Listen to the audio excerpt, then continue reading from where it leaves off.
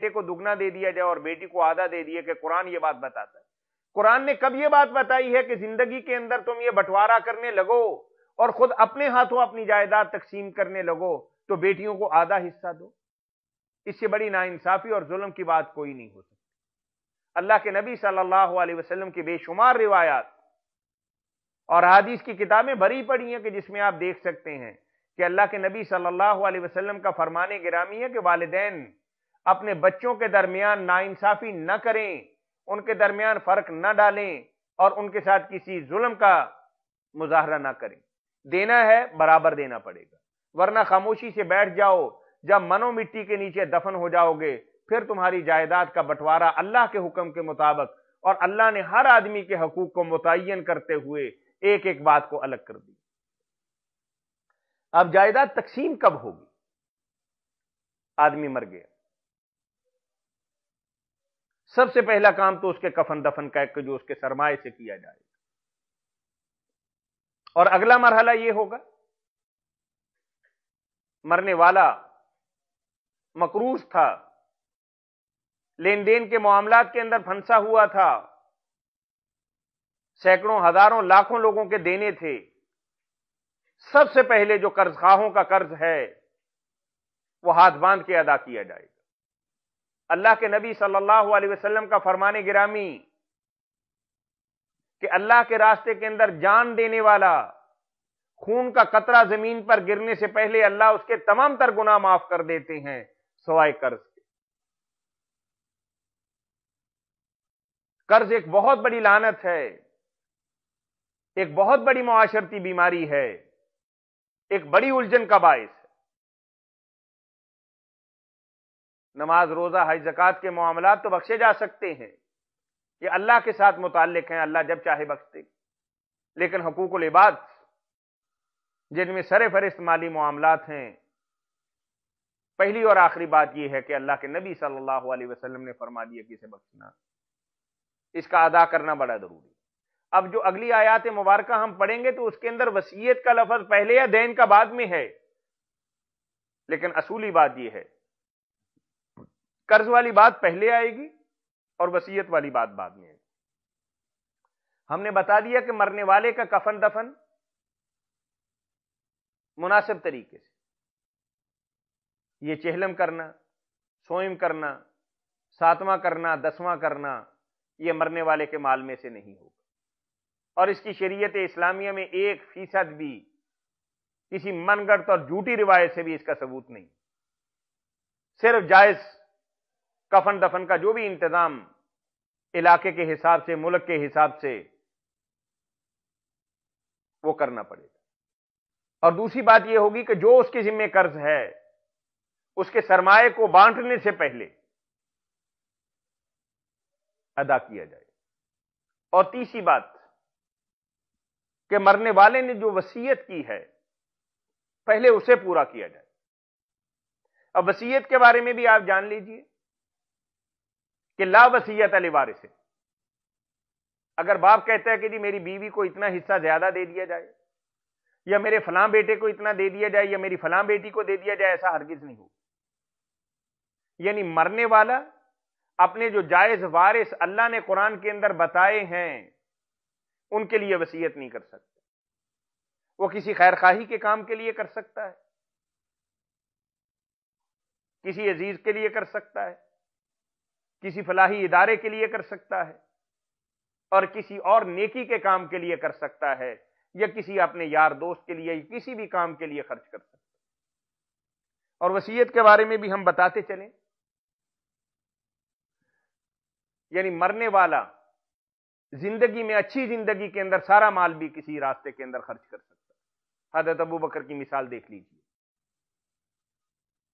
آدھا مال بھی خرچ کر سکتا ہے کہ عمر فاروق رضی اللہ تعالیٰ عنہ کی مثال اپنے سامنے رکھیے، کوئی پابندی نہیں، نہ مرتے وقت نہ مرنے کے بعد۔ اب جان نکلنے والی ہے تو بانٹ دے، ایسا ہرگز نہیں ہو سکتا کہ وارثوں کو محروم کر دے۔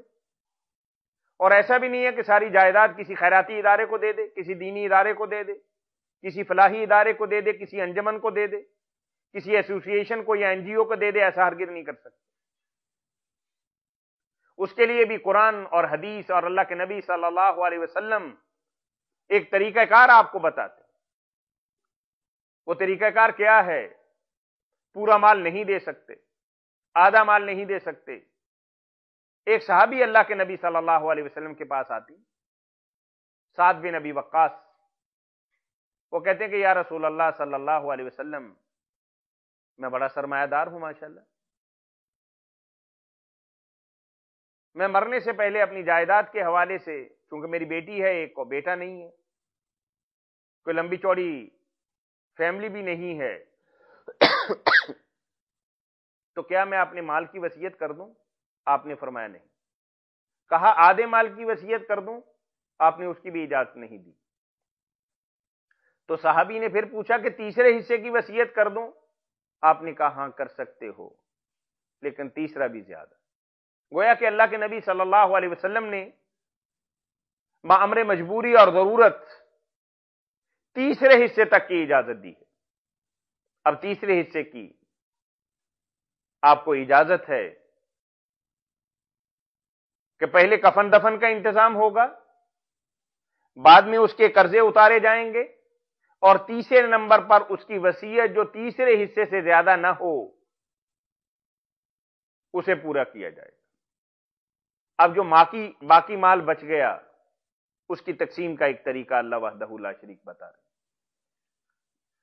اب یہاں ایک مسئلہ جو بالخصوص ہمارے پاکستان کے اندر بہت زیادہ ہے، اس پہ بھی تھوڑی سی بحث ہو جائے. اگر باپ زندہ ہے اور شادی شدہ بیٹا باپ کی زندگی کے اندر فوت ہو جائے تو اس کی اولاد یعنی بیٹے کے جو بچے ہیں، گرینڈ سن جنہیں پوتے اور پوتیاں کہا جاتا ہے، اسلام نے ان کے لیے کوئی حق نہیں رکھا. اور بظاہر یہ ایک بات ظلم والی لگتی، لیکن دادا کو اللہ نے اختیار جو دے دیا کہ تمہیں ہمدردی ہے ان کے ساتھ، وارث تو نہیں بن سکتے، تو وصیت کر جاؤ ان کے لیے، اپنی زندگی کے اندر دے دو. اب تم جائیداد کی تقسیم کرو اور اس کی ماں بچوں کو اٹھائے کسی اور خاندان کے اندر جا بسے اور شادی کر لے، کتنے ہی معاملات اور مسائل الجھیں گے، خاندانوں کے اندر نفرت کی بجائے دشمنیاں پیدا ہوں گی، اور دل جڑنے کی بجائے آپس کے اندر کچھ تو خون ہوگا. اس لیے اسلام نے ایسی اجازت نہیں دی. اور پھر ہمارے معاشرے کے اندر آپ دیکھیے بیچارہ پوتا، کبھی پوتی کا لفظ استعمال نہیں کرتے،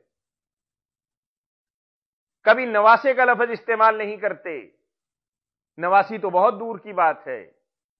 تو گویا کہ اللہ وحدہ لا شریک نے، جو ارحم الراحمین رب العالمین قادر مطلق ہیں، انہوں نے یہ حقوق ہمارے مقرر کر دیے، اور یہ ایسے مقرر کر دیے کہ اگر انسان بڑی ذمہ داری کے ساتھ، بڑی محبت کے ساتھ اور بڑی گہرائی کے ساتھ سوچے گا تو اس کے اندر اس کا بھی فائدہ ہے اور اس معاشرے کا بھی فائدہ ہے.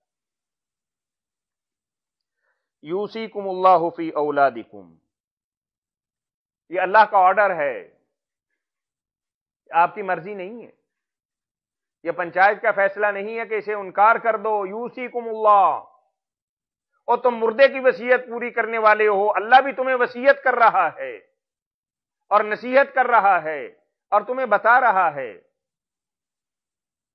للذکر مثل حظ الانثیین. عورت کو اللہ نے کر دیا آگے کہ جو لڑکی کو ملے گا اسے دگنا لڑکے کو ملے گا. یہ نہیں کہا کہ لڑکے سے آدھا لڑکی کو ملے گا، ہے ایسا ہی، لیکن اللہ کی کتاب کو دیکھیے کہ للذکر، مرد کے پیچھے عورت نہیں چلے گی، مرد عورت کے پیچھے چلے گا کہ جو اسے ملے گا اس کا آدھا ملے گا. اب یہاں بھی کچھ لوگ ہنگامہ برپا کرتے ہیں کہ لڑکیوں کے ساتھ ناانصافی، غیر مساویانہ سلوک.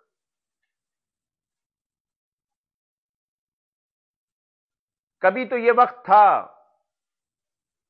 کہ بچیوں کو زندہ درگور کر دیا جاتا تھا، جائیداد سے محروم رکھا جاتا تھا، اب اللہ وحدہ لا شریک نے اپنی حکمت بالغہ سے ان کے لیے حصہ مقرر کیا ہے، تو اب تم اور زیادہ ہمدرد بن کے ابھر رہے ہو کہ اسے بھی برابر کا حصہ ملنا چاہیے۔ عورت اور مرد ایک گاڑی کے دو پہیے، دونوں کی اللہ وحدہ لا شریک نے جسمانی ساخت، عملی وظائف اور اس زندگی کے اندر رہنے سہنے کا ڈنگ رنگ دونوں کا الگ بنایا۔ مرد جفاکشی کرے گا، محنت کرے گا، ذمہ داری سے کما کر لائے گا، عورت جو ہے خانہ داری کرے گی، بچوں کی تعلیم و تربیت کا اہتمام کرے گی۔ اگر وہ بھی بازار اور مارکیٹ کے اندر چلی گئی تو نوجوان اور صالح نسل، نیک اور پاک صاف نسل کب اس کائنات کو میسر آئے گی؟ اب چونکہ اس کی بہت زیادہ ذمہ داریاں نہیں، بہت زیادہ اس کے مسائل نہیں، تو اللہ نے اس کے لیے حصہ بھی تھوڑا رکھا ہے۔ اور پھر اگلی بات، جب اس کی شادی ہو جائے گی اور اللہ نہ کرے کہ اس کا میاں فوت ہو جائے، وہاں سے بھی اس کو حصہ ملے گا۔ اب مرد کو تو ایک ہی دفعہ ملنا ہے نا، اگر اس کی بیوی کو ملتا ہے تو اس کی بیوی کی الگ جائیداد ہے، اس کی بیوی کی الگ حیثیت ہے، اس کی بیوی کا الگ درجہ ہے۔ مرد کو زندگی میں ایک ہی دفعہ ملنا ہے، لیکن عورت کو اپنے والدین کی بھی طرف سے ملنا ہے، والد کی طرف سے الگ ملے گا، والدہ کی طرف سے الگ ملے گا، اور پھر جہاں چلی گئی اپنے شوہر کی طرف سے الگ ملے گا، اور اللہ نہ کرے کہ اس کا بچہ جوان ہو جائے اور مر جائے، اس کی طرف سے اسے الگ ملے گا۔ یہ ایک لامتناہی سلسلہ جو ہے وہ چلتا رہے۔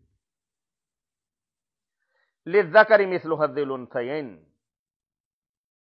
لڑکی سے دگنا لڑکے کو ملے گا۔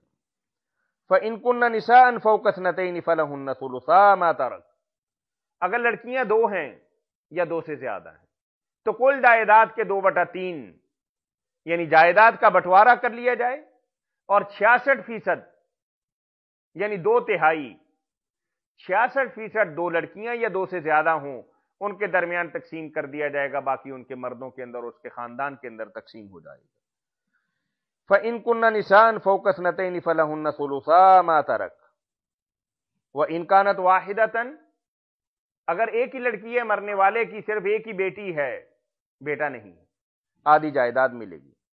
وَلِأَبَوَيْهِ لِكُلِّ وَاحِدٍ مِّنْهُمَا السُّدُسُ، والدین کے لیے چھٹا حصہ، ہر ایک کے لیے، والد کے لیے بھی چھٹا حصہ اور والدہ کے لیے بھی چھٹا حصہ، مما ترک، جو چھوڑا۔ ان کان لہ ولد، اگر بچے ہیں، فإن لم يكن له ولد، اگر مرنے والے کے بچے نہیں ہیں، وورثه ابواہ فلأمه الثلث، اور مرنے والے کے والدین ہیں تو ماں کو تہائی اور باقی باپ کو چلا جائے۔ فإن كان له إخوة فلأمه السدس، اگر مرنے والے کے بھائی ہیں، بیٹا نہیں ہے، بیٹی نہیں ہے، لیکن بھائی ہیں، تو ماں کو چھٹا حصہ۔ من بعد وصیت یوصی بها او دین، وصیت کے بعد اور دین کے بعد۔ ابناؤکم آباؤکم و ابناؤکم لا تدرون ایہم اقرب لکم نفعا، تمہیں کیا پتا کہ بچے تمہارے لیے فائدہ مند ہیں یا تمہارے والدین تمہارے لیے مفید ہیں۔ فریضۃ من اللہ، اللہ نے یہ حصے مقرر کر دیے، یہ طے کر دیے۔ ان اللہ کان علیما حکیما، اور اللہ سے بڑھ کر کوئی علم والا نہیں، اور اللہ سے بڑھ کر کوئی دانا نہیں۔ وآخر دعوانا ان الحمد للہ رب العالمین۔